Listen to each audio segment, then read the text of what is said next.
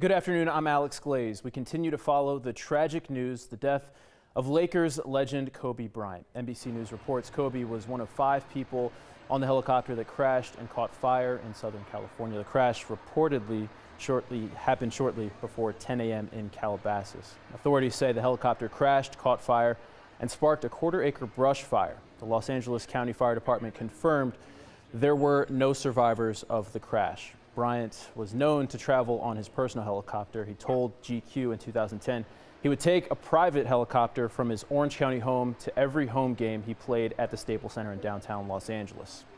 Bryant was an 18-time NBA All-Star who won 5 championships and became one of the greatest basketball players of his generation during a 20-year career with the Los Angeles Lakers.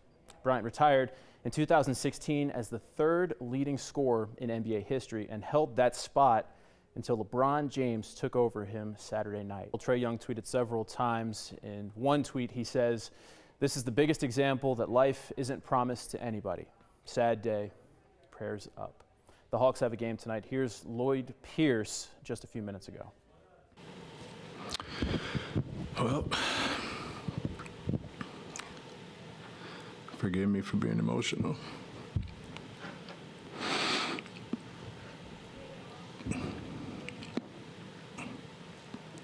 I think that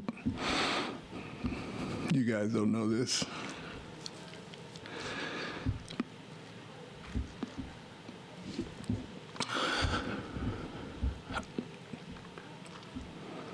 I'm not a high-low guy emotionally. I never have been.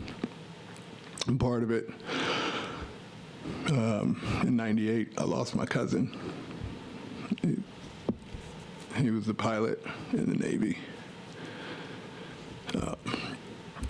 Stationed in San Diego, Coronado, and it was a helicopter crash. His widow comes to every game. She lives here in Atlanta. 2 sons. It was March 19th, 1998, my senior year of college. And I say that because I've talked to you guys, and I told you guys I did a breakfast club this year with our group, and I've never been able to talk about my cousin. And I talked to our guys in the breakfast club about that.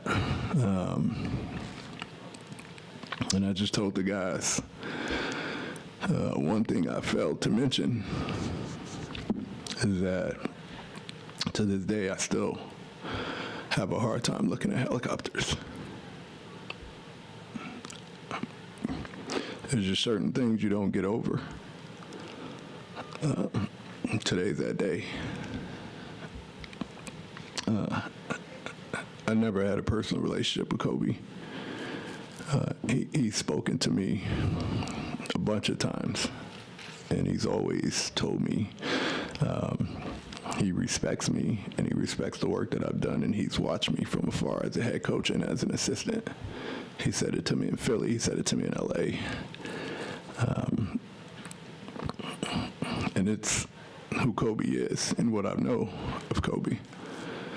What I respect the most, I grew up on the West Coast. I'm a Laker fan as a child, and I've had to denounce being a Laker fan once you get into the profession. But I've always respected his greatness because of his detail and his passion and the intensity of which he plays.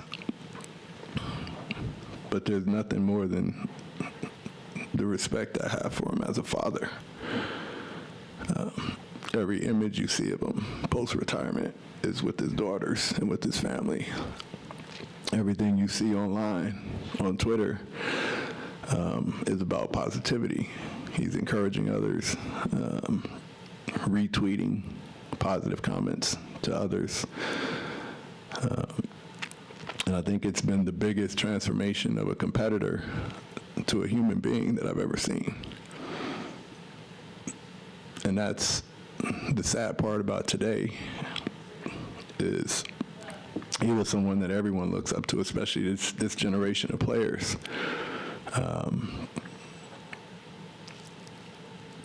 And to see the way he was coming out of retirement and playing to being just a leader of people, WNBA, AAU programs, children's books. We lost a leader. And, you know, it's hard. Our locker room is shaking, the NBA is shaking, the community is shaking, everyone is. Because at the end of the day, you respect what he's been able to accomplish for so many years in so many different ways. Once again, Kobe Bryant dead in a helicopter crash at the age of 41. Stay with 11 Alive News and NBC News for more coverage throughout the day. We'll have more on 11 Alive News at 6.